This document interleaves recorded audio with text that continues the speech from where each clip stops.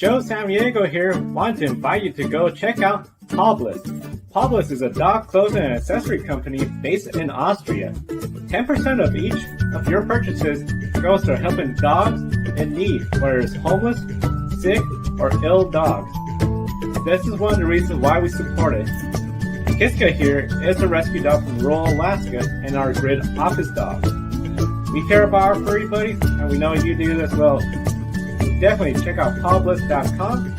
There's a link on the video description, and by clicking on that link, you get a 10% discount on your purchase as well.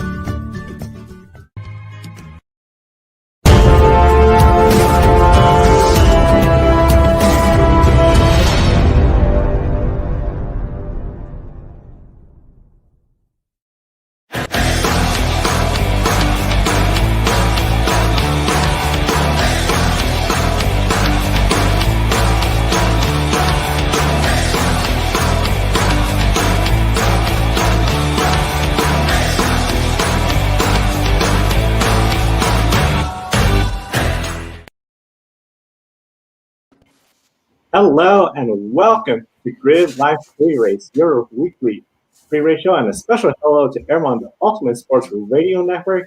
With me today, I have Cody from the Podium Finish, Adam, and from the Green Flag Podcast, Kyle Lucas. Welcome to the program. Very excited to have you on board, and we encourage everyone in the chat room to be sure to share your questions in the chat room. We'll love to answer them, and of course, share your opinions as well.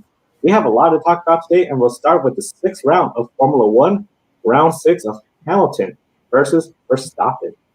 That's right. It's the sixth round of this heavyweight fight between the two front runners, and we're entering a crucial match. The Azerbaijan Grand Prix, the Baku Street Circuit, has provided some of the most unpredictable races on the schedule. We had 4 red flags this morning, tying the record for most red flags in a qualifying session. Hamilton enters with a 3-2 win lead over Max Verstappen, but Verstappen took the points lead at Monaco since he has 2 wins, 3 second place finishes. Hamilton has 3 wins, 1 second, and a 7th place at Monaco. Lewis has 1 here. Max's best finish is 4th and 2 DNFs at Baku. Lewis took the front row, and Max Verstappen is starting 3rd. So here's my first question for you guys. I'm going to start with you, Kyle and Lucas.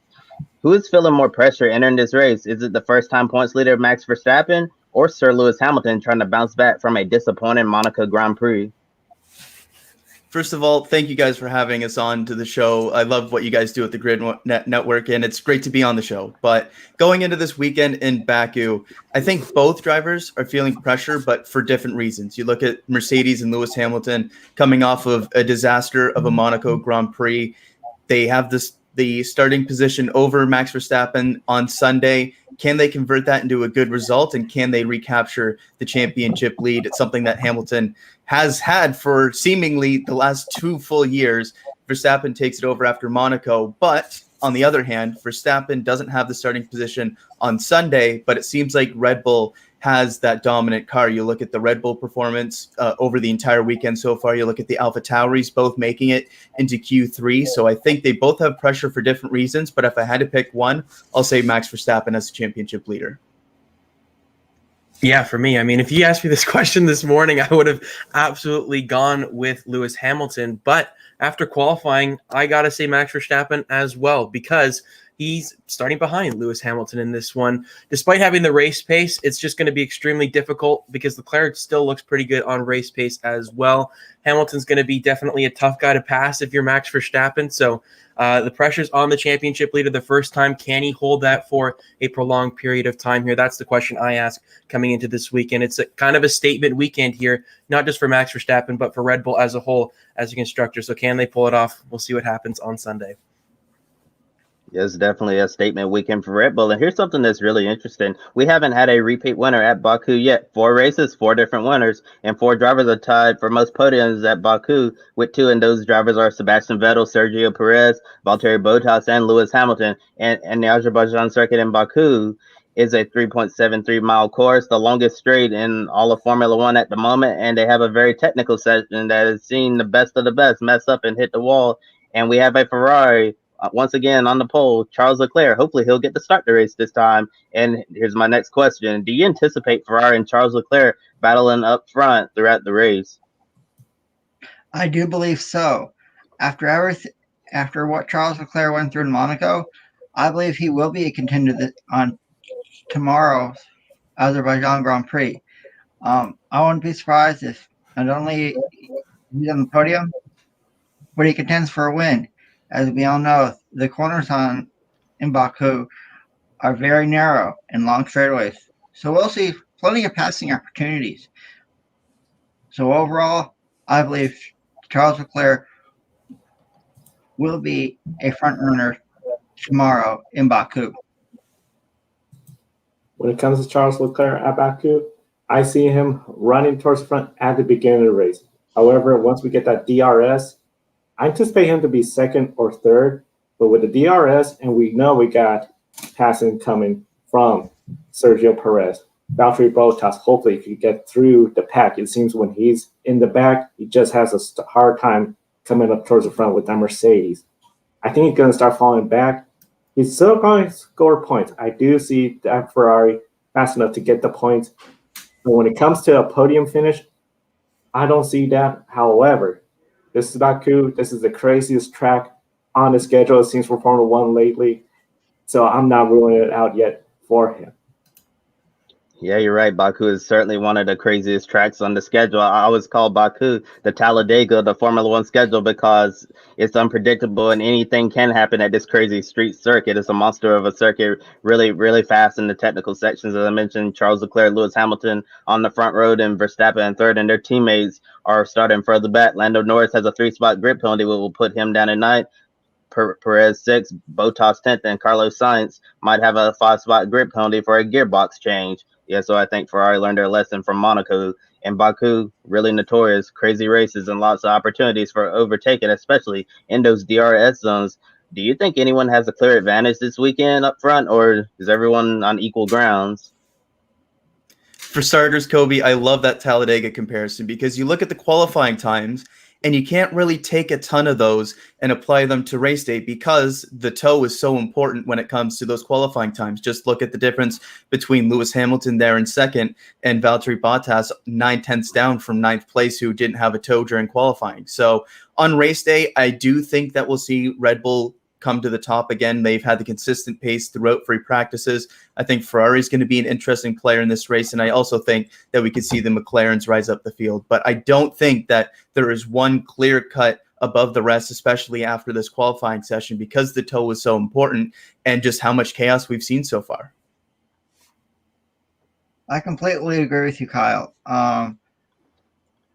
Leclerc, Hamilton, and Verstappen's teammates are all starting behind him, and they're going to have, and I believe it will be hard for them to pass.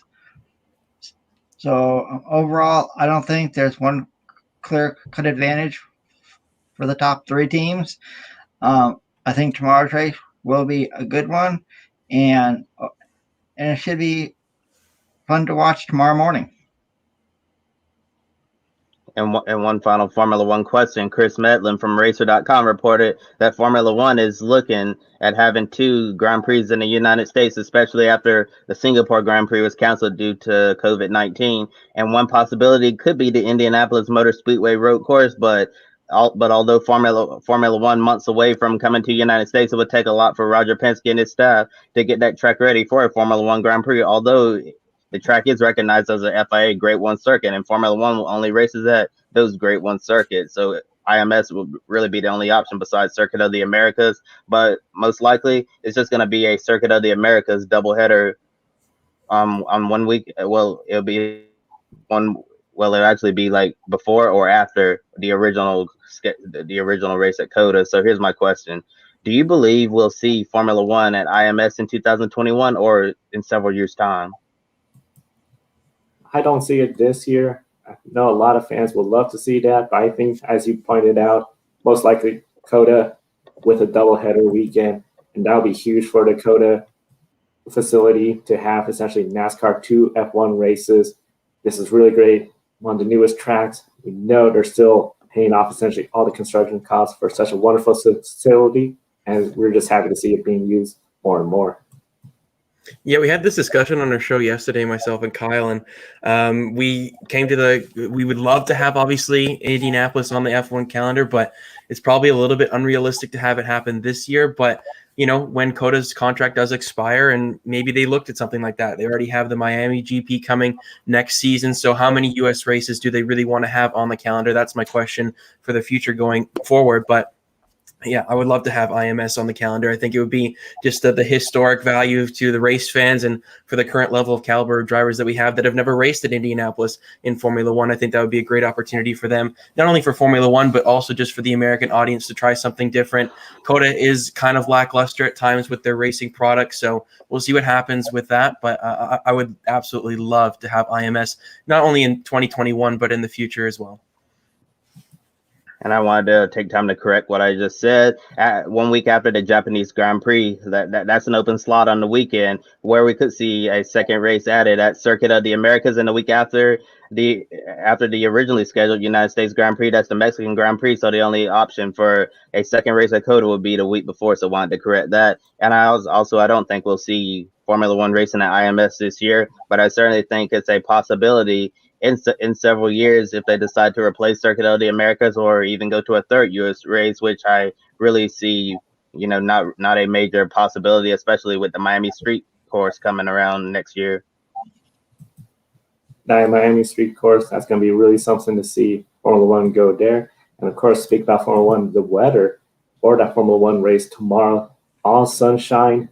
A lot of times we've seen sunny days for that Azerbaijan Grand Prix, so it's going to be really exciting to see everything that happens tomorrow. Now, one series that's going to be road course racing and happy to not have rain at all in the forecast has to be the NASCAR Cup Series, returning to the Golden State for the Toyota SafeMart Supermarket 350 at Sonoma. The Cup Series didn't race here last year due to the pandemic. First time they didn't come here since they started coming here back in the 80s after Riverside closed up. So it's been a long time. So good to be back after 2020, missing out here. And of course, one of the big things, no qualifying. So once again, Kyle Larson, he is on the pole, starting up towards the front. Essentially, he's trying to go for 2 in a row. However, the last time Kyle Larson won a race at Las Vegas, many anticipated a lot more wins to follow. It took him 11 races to earn that second win of the year. Do you think Kyle Larson will earn his third win sooner than 11 races? Yes, I do think Kyle Larson will get his third win of the 2021 season a lot sooner. And looking at some of his stats at Sonoma, it's really he has an impressive qualifying streak. And we don't have qualifying right now. Kyle Larson has an average in 6 races at Sonoma. His average starting position is 2.5, including the last 3 years we were here before the pandemic, 2017, 2018, 2019. Kyle Larson started on the pole, but he's led a total of 11 laps at Sonoma after such an impressive qualifying position. So considering Kyle Larson's history, I'm not really sure if I would feel confident picking him to win this weekend at Sonoma. Yeah, I think he's absolutely a slam dunk to get a win in the next 11 races. You look at the upcoming schedule, there's 4 more races with the 550 horsepower package, 2 races at Pocono, Atlanta, and then Michigan late in the regular season. When you look at those tracks, the 550 horsepower package, Kyle Larson has been the dominant driver and car so far this season at those tracks. He's got to be the favorites there. And like Kobe mentioned, Sonoma has been a track that Larson has had really good one-lap speed. He's led some laps, but hasn't been able to get that finish with Hendrick Motorsports coming off of a second-place finish at Circuit of the Americas. I could see a world where Kyle Larson is up in the top 5 contending for the win, even just on Sunday. Now, another driver that has been successful at Sonoma, Martin Truex Jr. 3 wins this season already, but dismal performance at the Coca-Cola 600, a race where he traditionally runs really well. He is going for essentially 3 wins in a row at Sonoma if he gets it. Gibbs, that team seems to be a little bit behind Hendricks, but of course Hendricks has been really, really strong the last couple of races. Is Martin Truex Jr. the driver from Gibbs to essentially lead the weekend, or is somebody else from Gibbs you believe is going to be the top driver to challenge? I believe Martin Truex Jr. is the top Gibbs driver at the moment. I believe he will be a contender for the win tomorrow in Sonoma. Like you just said, Joe, he's won, excluding last year because there was no race. He's basically won there, I believe, 3 times in a row. So he is definitely a contender tomorrow. And overall, I believe Martin Truex Jr. is the top driver in the Joe Gibbs organization. I think he got a lot of potential over there at GAGR this weekend. I love Truex this weekend. I think he's going to have a great weekend in itself. I'm a bit skeptical in that starting position. I'm a bit hesitant to go all in on Martin Truex Jr. this weekend, starting back in P19. So he's going to have to work his way up to the field, but due to his caliber of driving skills on these road courses, he probably has the talent to get up there and mix with the likes of Chase Elliott and his teammate Kyle Busch. I do think the 18 car has a very solid shot of winning this weekend. He ran well at COTA. Pit strategy with the wet tires kind of prevented him from getting a top 3 finish where he probably should have in that one. Look good at the Daytona road course as well. Truex, despite having so much success on these road courses, he has struggled a little bit of late, whether that's driver error or some sort of circumstances not going his way. So I wouldn't go all in on Martin Truex Jr. this weekend. He's definitely one of the favorites, but I think his teammate Kyle Busch could definitely be one that kind of mixes it up there with Chase Elliott and Martin Truex Jr. Kyle Busch, you brought up a lot of good points. He's going to be up there. Definitely, it's going to be a very exciting race. And of course, as we mentioned, weather's not going to be an issue for the Cup Series at all. So probably a big sigh of relief. No rain at a road course for them. Good news for them. The race, though, pretty short. 20 laps the first stage, 20 laps the second stage, and then a 50-lap third stage. Quick stages. The nature of this road course compared to Circuits of America, the Daytona road course, this one a bit more windy when it comes to passing areas, fewer passing opportunities that compared to the other road courses. What are some of the main factors in earning a win at Sonoma? Yeah, Sonoma is a very unique road course on the NASCAR schedule, and it's unfortunate we didn't get to go there last year, but excited to have it back on the calendar this year. The stage breaks are a huge factor in terms of the strategy when you pit, all that kind of stuff, but I'm going to talk about the tire conservation here. This is a road course where the traction out of the corners and the speed that you're able to get out of the corners in those passing opportunities are what are going to make or break your race on Sunday. Obviously, the pit strategy, everything like that is super important, but if you can't save those rear tires and can't get the traction out of those slower speed corners, you're going to be dead in the water. So when I'm looking at Sunday, those drivers that have the road course experience, that have the ability to save those tires late into a run, especially looking at that third stage, can get that traction out of those corners and make those passes. Those are going to be the drivers I'm looking at to contend on Sunday. Yeah, for me, it's managing the pace. You got to just manage your tires, like Kyle said. And also, when you want to pit before the stages, most of the leaders, your top contenders, do pit those 2 laps prior to the stage, the pit road closing at the end of each stage. So I'm curious to see who kind of plays that strategy and who punts on stage points and who actually tries to go for stage points. You look at some guys along the playoff bubble line, they could definitely go and have a big points haul if they want to go for those stage points, as these race win favorites go in for the pit stop to try and get themselves in a best position to win the race at the end of the day. I think the tire conservation is going to be absolutely massive. We saw that the last time we were here, the battle between Kyle Busch and Martin Truex Jr. Kyle Busch pitted a little bit later than Martin Truex Jr. Hopefully that they would have a little bit more of a tire advantage on that long run to the end of the race, but it didn't quite end up coming to fruition for the 18 car that last time out. But we'll see if something similar happens this time. I'm curious to see how that carousel and the 750 horsepower package plays out this time, because the last time we were here in 2019, it was the 551 that Martin Truex Jr. ended up going to victory lane in. So lots of different storylines, lots of different strategies that guys can go and have success at these road courses, as we've seen across the board at all of them basically in the past year and a half. So really looking forward to seeing who comes out on top with the strategy side of things and also with the fastest car at the end of the day. 2 road courses are in the books this year. We've had 2 different winners. Of course, Chase Elliott, many were not surprised with him winning a road course race. They anticipated, though, that Daytona road course until that late spin. And of course, right now, Chase Elliott, Hendrick Motorsports, running strong. Christopher Bell won the Daytona road course. That was a surprise win for everyone. Second race win, second different, first-time winner of the 2021 season. But since that win, 1 top 5 finish, 5 top 10 finishes.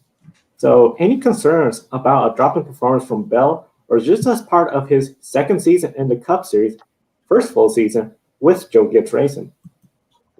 First and foremost, Christopher Bell is a superb young talent. I see him been in the Cup Series for many, many years and winning a lot of races and contending for championships for the foreseeable future. Yeah, I don't really think that it's a major concern right now for Christopher Bell. I think it's really a lot of it has to do with him learning. He's still a young driver at the Cup level. There's still a lot for him to learn, and I do think sooner rather than later we're gonna see Christopher Bell and that 20 team get their act together and start putting together more consistent runs. I do. I agree with you, Kobe. Christopher Bell is a great young talent in Joe Gibbs' organization.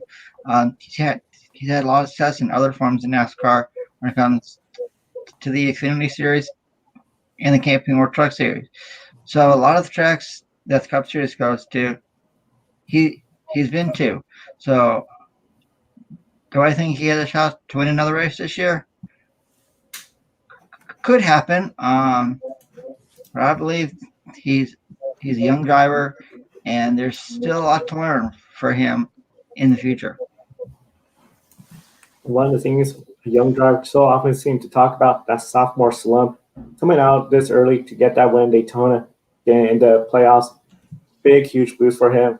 I think the big thing everyone's going to be really focusing on is, especially once the playoffs start, how will he do? Now, of course, the NASCAR Cup Series will be tomorrow, and they're racing in the West Coast, so it's going to be a little bit later. However, still, real life wrap up tomorrow, usually about 90 minutes following the conclusion of the Cup Series race. It's going to be very exciting. But the first race, 5 a.m. for the West Coast, MotoGP. Yes, and the talk of MotoGP right now is Fabio Quartararo, who's entering this weekend with a whopping 105-point lead, 24 ahead of Johan Zarco, the two Ducati riders, and Joan Mir. Last year, he came to Catalan, won, and tried to mount a championship run. However, it fell apart, and he ended up 8th in the championship. How is Fabio Quartararo in 2020 different this year from the Quartararo we saw last season? Compared to last season, fewer DNFs, and finishing consistently towards the front. The one finish Quartararo doesn't have towards the front this year was when he had the arm pump issue as he was leading with a few laps to go, and Jack Miller got around. He is looking a lot more confident in that Yamaha factory bike, and I think he has the potential to get this championship this year. Yeah, this is a fascinating one, and I think if we have the answer, I think the rest of the MotoGP grid would love to know why. But looking at Quartararo and his young career so far, in 2019, he had consistent finishes, but wasn't able to break through for victories. Last year, his second season, he was able to get some of those victories, but didn't have the consistent finish. We look at this year, and it feels like he's putting it all together with those pole positions, 5 in a row now. He's getting victories. He's finishing at the front. So it seems like this season is finally putting it all together for Quartararo, and it's going to be difficult to overcome him this season. Yes, Fabio Quartararo is definitely enjoying that breakout season. And you remember all of those years we saw Marc Marquez stomping the field in MotoGP? It really seems like Fabio Quartararo is the new Marc Marquez in those turns. And with Quartararo claiming the pole, going for 2 wins in a row, we have 21 starters because Alex Rins sitting out due to an injury. He unfortunately broke his arm during a training accident. Jack Miller on the front row and closing on his teammate John Zarco is now second. Is this becoming a 3-rider race, or will Pecco Bagnaia and others still have a chance to win? At this point, it might just be a one-man race with Fabio Quartararo, defending winner of this race, on pole, 3 wins this season, 5 straight pole positions. He's just in another planet right now. But looking at some of the other contenders, there are some people that are going to be up there challenging for the podium and potentially for the win as well. You look at Miller on the front row as well with him. Zarco is always a contender. Miguel Oliveira getting that solid second place finish last time out at Mugello. And look deeper in the field, you've always got the contenders, the Spanish likes of Joan Mir. So there's going to be contenders, but I do feel like this is probably a Quartararo race to lose. I completely agree with you, Kyle. Right now, for me, it's Quartararo and Miller versus the rest of the field. I believe when it comes to the MotoGP World Championship, it's either going to be one of those 2 riders that wins it. Fabio Quartararo has had a heck of a season so far, and I believe right now it's his championship to lose as MotoGP World Championship season continues.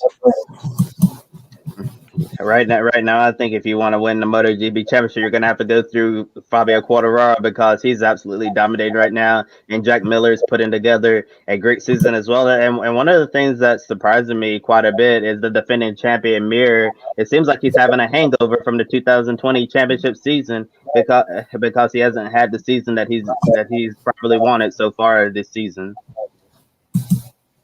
Not exactly the season for Mir. And we're going to talk a little bit about Mir in this new segment called One Up. Essentially, grid ranking, grid World Motorsport League, both running full speed ahead. And we have a lot of racing, including 4 series from the grid ranking and 12 in the grid World Motorsport League. Definitely encourage everyone to follow both.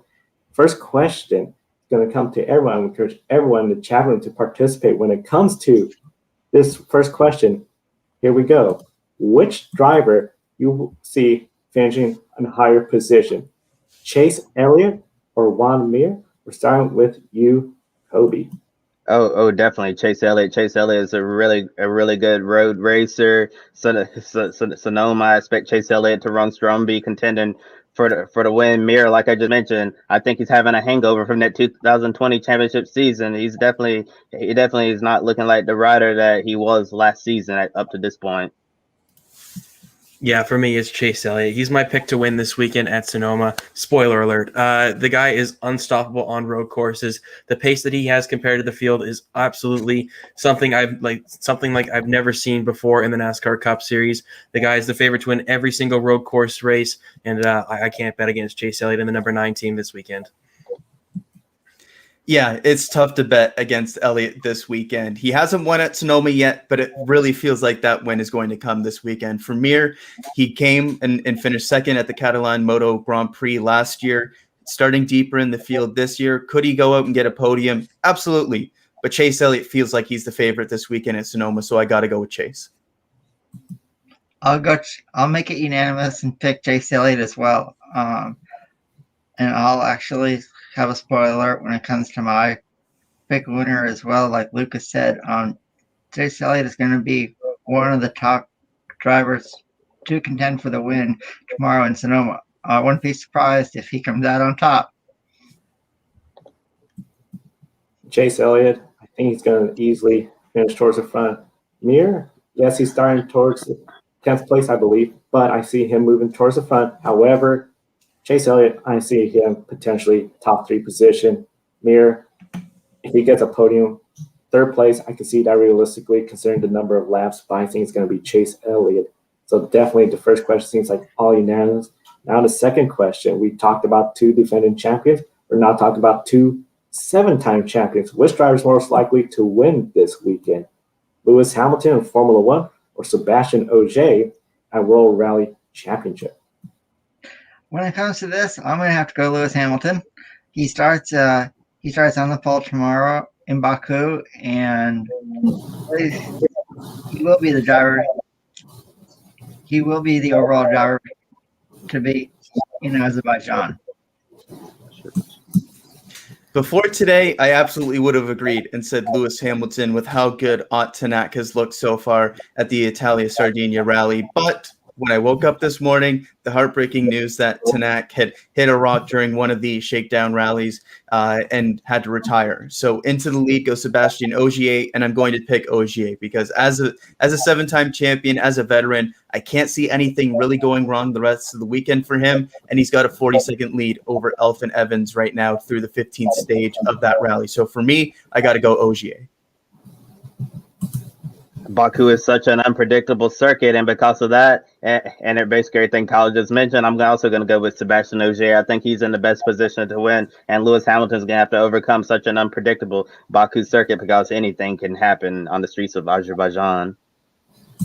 Yeah, I mean, from the practice speeds and everything like that, I kind of think Lewis Hamilton maybe fluked into that second position there in qualifying. Verstappen didn't quite get that final run in that he would really wanted to, like a lot of his competition. But I really like Ogier this weekend. As Kyle said, he's up massively, 40 seconds here in the 15th stage. So I think it'd be foolish for me to not go with Sebastian Ogier with Lewis Hamilton's form not quite at its peak right now. I think there's definitely a lot more contenders that can challenge on the Formula One side of things in Baku than they can in World Rally Championships here for Sebastian Ogier. OJ looking strong. He doesn't make mistakes out there. I see him getting easily a win. Lewis Hamilton, he needs a perfect race, but with Baku, that is so hard. He got the Ferrari up front. He got the Red Bull behind him. We could easily see the safety cars, maybe a red flag again. I definitely see where Sebastian Ogier is going to be most likely going up there and getting that win. And then our Q3 question, essentially, we have essentially 4 drivers trying to gain their second win in a row. The question is, who's most likely to get that second win in a row? Elfyn Evans, Kyle Larson, Fabio Quartararo, or Max Verstappen? I love this question because outside of Elfyn Evans, who's a little bit more of a long shot, Kyle Larson has had really good single lap speed at Sonoma. He's a contender to win this weekend. Fabio Quartararo, defending winner at Catalan, pole winner, has been on great form this year. Max Verstappen looks very strong at Baku as well. So I think there's 3 really strong contenders to go back-to-back this weekend. I'm going to have to go with Fabio Quartararo. As I said, defending winner at Catalonia. He's on pole. He's on great form this season. I think he's going to get it done this weekend. I have to agree with Kyle. I also think Fabio Quartararo is most likely to get 2 wins in a row. And like I was saying earlier about Kyle Larson, and also Kyle mentioned as well, great single lap speed. Kyle Larson's really great in qualifying. We didn't have qualifying this year, but I'm not too sure if I'm confident enough to go with Kyle Larson for pick a winner, since he hasn't been able to lead a lot of laps here at Sonoma, although he has started on the pole. So Fabio Quartararo having a career year so far, clicking on all cylinders, definitely going with him to win. I'm going with Max Verstappen. Have you seen this guy when he's determined? You can't bet against the Flying Dutchman here. Despite starting P3, I don't think the Ferrari quite has the race pace, and I don't think Hamilton has the race pace either from the pre-practices that we saw. Despite his kind of incident in FP3 there where he got into the barriers, Max Verstappen seems to be firing on all cylinders so far to start this season. Hasn't finished worse than second in a Grand Prix. I like those odds. I'll take a 50-50 split with a race win and a P2. I think Max Verstappen definitely has the race pace with the Red Bull. They probably have the fastest car this weekend, and he seems in prime position to really grasp that championship lead even more and take the victory here in Baku. Fabio Quartararo.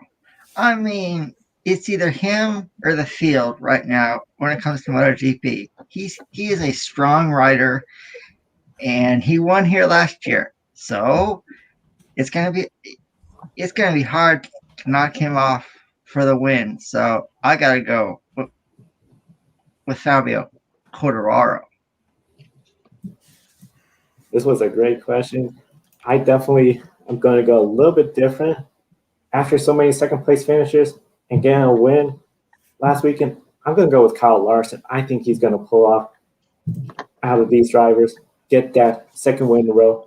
Minor type of they're essentially 2 in a row, but we got all these drivers going for it. So definitely it's going to be very exciting. Of course, you could definitely follow the grid ranking in which we see Ogier there is in second place. That's the top 10 there. You can follow at grid ranking on Twitter and across the Grid World Motorsport League as well, where Verstappen and Hamilton are both trying to get the lead of that.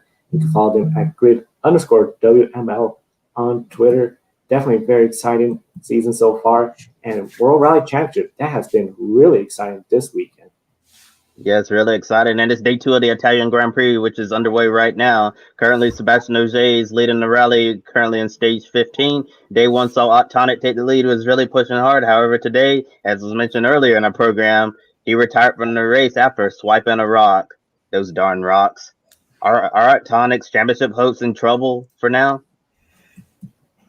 They are in trouble. Essentially, Sebastian Ogier, he's going out there consistently finishing the races. Elfyn Evans is really putting up a great effort.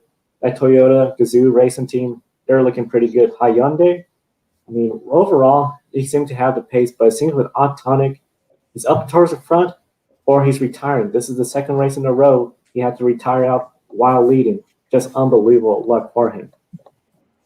Yeah, there's a scenario where we're talking about Tanak taking the championship lead, 3 straight rally victories, but instead has to retire at Croatia, has an early exit after a dominant lead, retiring at Portugal, having a dominant lead here in Italy. And now it just seems like it's a little too far out of reach. Some bad luck, unfortunately. It's going to take a real big turnaround the second half of the season. And especially when you look at Danny Sordo just retiring from the Italian rally as well. Alfyn Evans second, Sebastian Ogier first. They're 1-2 in the championship currently as well. So they're going to look to extend their lead this weekend. Just seems a little out of reach right now for Tanak. Yes, it really seems like things are out of reach for Tonic, and things aren't really going his way right now. And we have 2 more stages going on today and 4 stages tomorrow to complete Rally Italy, and switching gears to NASCAR, a weekend full of road racing over there. Cup Series racing at Sonoma, while the Xfinity Series race, which is coming up soon, is taking place at the Mid-Ohio Sports Car Course. Everyone will be paying attention to the young driver on a hot streak, Ty Gibbs, looking to sweep both ARCA Menard Series and Xfinity Series races for the second consecutive weekend. Ty Gibbs won both races last weekend at Charlotte Motor Speedway. Yesterday, he won the ARCA race at Mid-Ohio. Today, he's back in that number 54 Joe Gibbs Racing Toyota Supra. Coverage of the NASCAR Xfinity Series race at Mid-Ohio is beginning soon at 1 p.m. Eastern Time on FS1. Now it's time for just about everyone's favorite pick a winner. We encourage everyone in the chat room, be sure to share your picks on who will win each of the races that we're going to be picking. Of course, a lot of us have made our picks for World Rally Championship already. You can find that with the hashtag #PickAWinner. So definitely we're going to be starting off with Formula One and our guest from the Green Flag Podcast. Starting with you, Lucas. Who do you see winning the Formula One race? Well, we did our preview episode yesterday on the Green Flag channel, and I picked Max Verstappen to win this one, and I expected a Red Bull one too, but Max Verstappen, despite not having a podium finish here on the streets of Baku, I think he gets that done this weekend, starting P3. You can probably sense my enthusiasm throughout this entire episode on Max Verstappen this weekend. He's got an incredible car underneath him. He's determined as ever after the unfortunate qualifying there with all the red flags. I think Max Verstappen is definitely the favorite coming into this one, but that doesn't always be the case and at the end of these things with Baku being such a chaotic race. But I'll say that the championship leader extends his championship lead this weekend in Azerbaijan. Yeah, Baku is probably going to be chaos with the crosswinds that we saw, with all the accidents we saw throughout the entire weekend, but especially in qualifying. I'm expecting a crazy race. I'm still going to take Max Verstappen, though. Last time out at Monaco, he didn't have any podiums in his career at that circuit, goes out and does it in style, wins the Grand Prix, doesn't have any podiums so far in his career in Azerbaijan. I'm going to say he does it again in style and gets the victory at Baku. My pick is probably going to surprise some people. I went with him at Monaco. He didn't even get to start the race, but factoring how crazy Baku is, I think Charles Leclerc Ferrari going to win from pole position. When it comes to Formula One, to give the fans some perspective, I'm undefeated with my picks.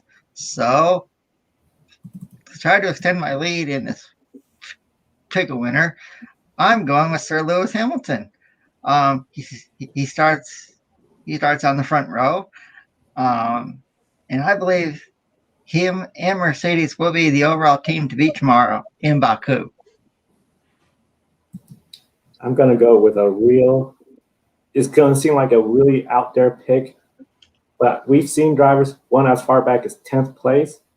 This driver has 2 podiums at Baku. I'm going with Sergio Perez in that Red Bull. I think we're going to have a crazy race. I see at least 2 safety cars. I think we're going to have just a crazy enough race where he's going to work his way towards the front. He knows how to do it at that circuit and break through, get a win. It's a big long shot, but I see that as potentially going to happen, and that's my pick. Now it's time for MotoGP at Catalonia. Kyle, who do you got?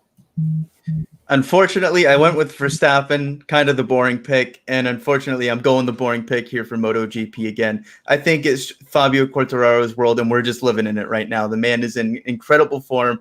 5 straight pole positions. He's got 3 wins already this season. I think he goes back-to-back victories and gets that second straight victory at the Catalan circuit. in terms of MotoGP in their calendar, going back-to-back year victory and going back-to-back victories this season?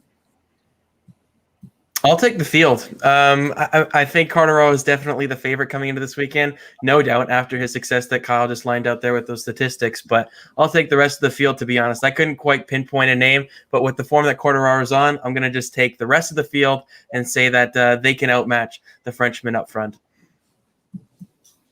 I'll be going with Jack Miller and that Ducati. He's up in the front row. He seems to make it work, and I think he's going to really prove he's the competition for Quartararo.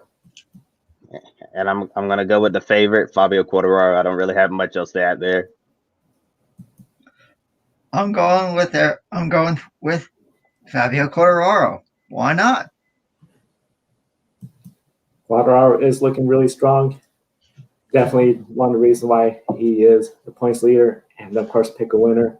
We now come to NASCAR Cup Series at Sonoma. Starting with you, Adam. Who you got? I'm going.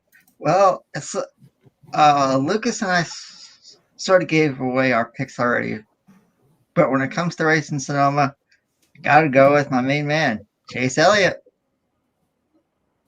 And this is going to be a shocker to some people. I'm going with a driver who's going to be a different winner this season, but also a first-time winner. The last time we were out in Sonoma, he drove an incredible race in those late stages. And I believe if we got a late race caution in 2019, he could have definitely taken the fight to the front runner. So give me Matty D. Matt DiBenedetto is going to get win number 1 this weekend at Sonoma.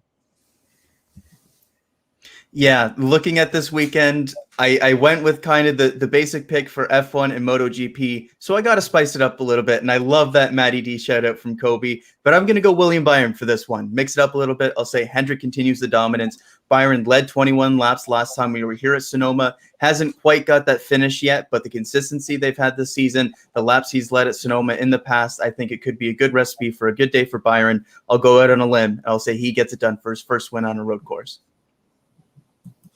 I'll go with, I would love to go with Kyle Busch, hence the diecast behind me, but I'll go with the safe pick as well. I'll go with Chase Elliott to win this weekend at Sonoma. It just seems like they have the momentum on the road courses, not even only just on the road courses, but finishing second in the Coke 600 last weekend. He's got all the momentum in the world to inspire him on into victory here at Sonoma for the first time in his career. I don't see anybody really challenging the 9 car given his track position. Starting second on Sunday as well. All the things are lining up for Chase Elliott to win this one and go for his second victory of the season. I'm going to go with another Hendrick Motorsports. I'm going with Kyle Larson. I see him running a clean race, staying up front, and getting his 3rd win of the year. So definitely it's going to be very exciting. All the racing action going on. And we encourage everyone, be sure to not only follow and subscribe to the network, but also the Green Flag Podcast. Lucas, for viewers not familiar, can you tell us a little bit about your guys' channel?